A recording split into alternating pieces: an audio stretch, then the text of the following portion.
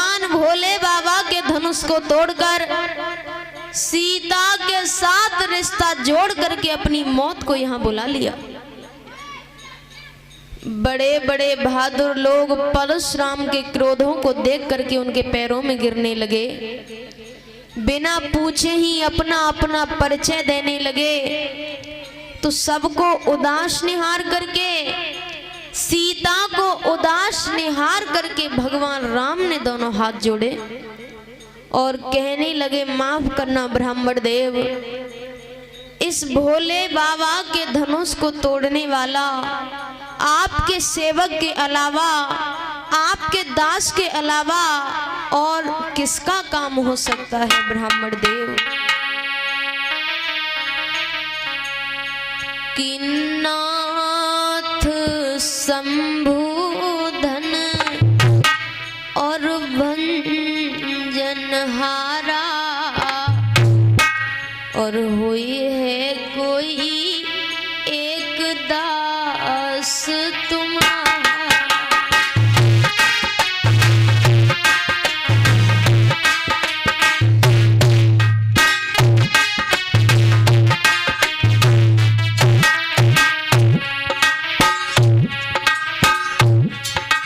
भगवान श्री राम ने दोनों हाथ जोड़े और कहने लगे हैं, माफ करना ब्राह्मण देव, इस भोले बाबा के धनुष को तोड़ने वाला आपके सेवक के अलावा, आपके दास के अलावा और किसका काम हो सकता है ब्राह्मण देव। आयुष कहा कही किन मोही, सुन रिसाई बोले मन कोही।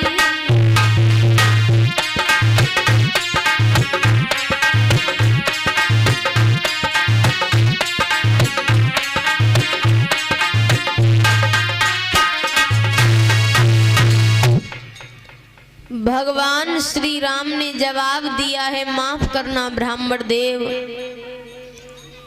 इस भोले बाबा के धनुष को तोड़ने वाला आपके सेवक के अलावा, आपके दास के अलावा और किसका काम हो सकता है। परशुराम कहने लगे, सेवक, अरे सेवा के बारे में अभी तुझे कुछ ज्ञान नहीं है। सेवक तो वो होता है जो सेवा जैसे काम करे, बिना बात के कलह बढ़ाना, लड़ाई करना का सेवक का धर्म है। और राम, हम समझ गए कि ये धनुष तुमने तोड़ा है, जो सबसे पहले आप बोल पड़े। उसी समय लक्ष्मण आगे बढ़े, कहने लगे, आइए ब्राह्मण देव, बड़े दिनों से हम तुम्हारा नाम सुनते हुए चले आ रहे हैं। इसका मतलब है कि भैया ने जब मीठी बात कही, भैया ने जब मीठे वचन कहे, उन बातों के ऊपर तुम्हें क्रोध आ गया। लेकिन परशुराम बोले, सुख का संताप कभी और दुख का कारण बन जाता है, और मीठी बोली के कारण ही तोता पिंजड़े में आता है।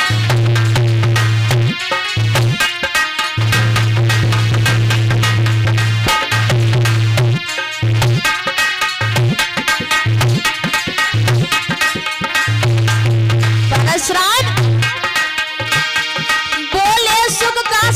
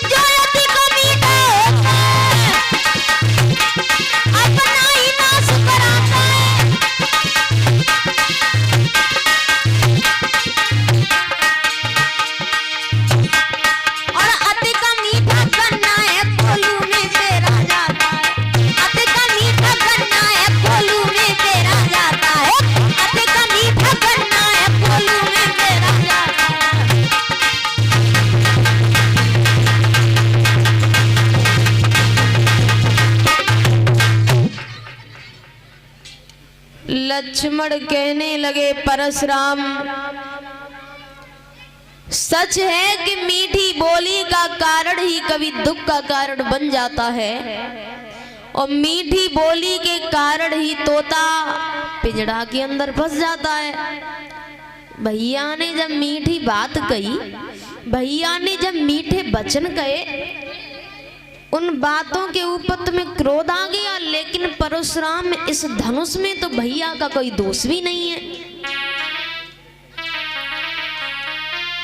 कि छुअत टूट रघुकत न दोषु, यानी बरसों का पड़ा हुआ धनुष वो सड़ा हुआ था और भैया के छूने से टूट गया, तो उसमें भैया का दोष क्या है?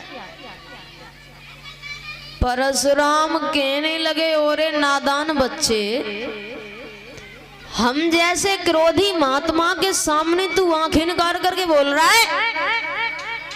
मैं वो महात्मा नहीं हूं जो दरवाजे दरवाजे पर भीख मांगता फिरूं। मैंने 21 बरस इस पृथ्वी से छतरी खाली कर दी है, तू हमारे सामने इस तरीका की बातें कर रहा है? परशुराम फरसा लेकर के लक्ष्मण की ओर जैसे ही दौड़े, उसी समय भगवान श्री राम बीच में आ गए। कहने लगे, माफ करना ब्राह्मण देव,